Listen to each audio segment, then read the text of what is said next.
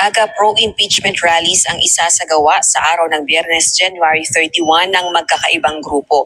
Layo nitong ipakita ang suporta sa tatlong impeachment complaints na inihain dito sa House of Representatives laban kay Vice President Sara Duterte kaugnay ng paggastos nito ng confidential funds. Bukod sa pagpapatalsik kay VP Duterte, layon din ng rally na papanagutin ang Marcos administration dahil sa mga kontrobersya sa 2025 national budget. So what's up mga par, and kumusta po kayong lahat? Lalong-lalo na sa mga subscribers natin, sa mga supporters natin. So kumusta po kayong lahat mga par? So sa mga nanood sa atin na hindi pa nakapag-subscribe, upang updated po kayo sa mga video reaction natin mga par, ay paki-subscribe sa ating YouTube channel mga par. So ngayon mga par ay may pag-usapan tayo ngayon.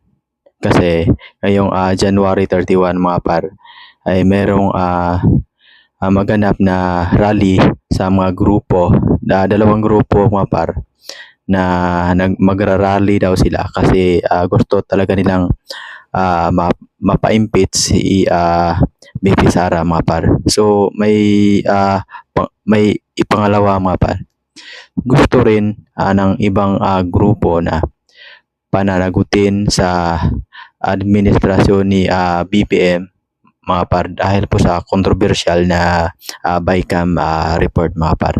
So mas parang maintindihan po natin, may video po tayo mga par, ipakita ko po sa inyo.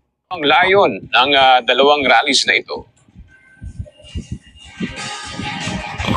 Aga pro-impeachment rallies ang isasagawa sa araw ng Biyernes, January 31 ng magkakaibang grupo.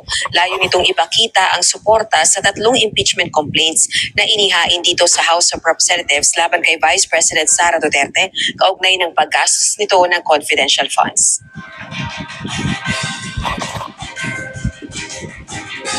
Ang isang kilos protesta isasagawa sa People Power Monument EDSA sa umaga. Pangungunahan ito ng mga progresibong grupo at iba't ibang political parties. Samantalang ang isa pang rally isasagawa naman sa hapon sa EDSA Shrine na suportado ng religious personalities at retired military official. Bukod sa pagpapatalsik kay VP Duterte, layon din ng rally na papanagutin ang Marcos administration dahil sa mga kontrobersya sa 2025 national budget. Ang mga demonstrasyon na ito isasagawa ilang linggo matapos ang National Rally for Peace ng isang religious group noong January 13 na nagpapakita naman ng suporta kay VP Duterte.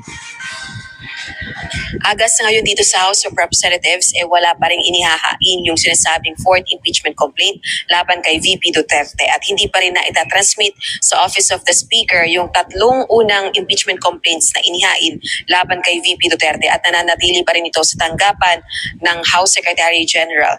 Sa ngayon ay huling linggo na next week bago muling mag-adjourn ang sesyon ng Kongreso sa February 7. Balik sa iyo, Aga. Maraming salamat, Rosalie ko. So yun po mga par, no? May rally na magaganap ngayong January 31.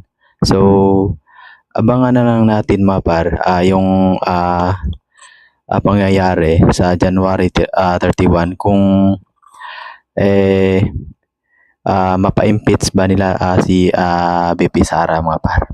So maraming salamat sa ating panunood po ninyo sa ating video. So ulitin ko po mga par, sa hindi pa nakapag-subscribe sa ating YouTube channel para po lagi po kayong updated sa ating video reaction, and paki-subscribe naman mga par.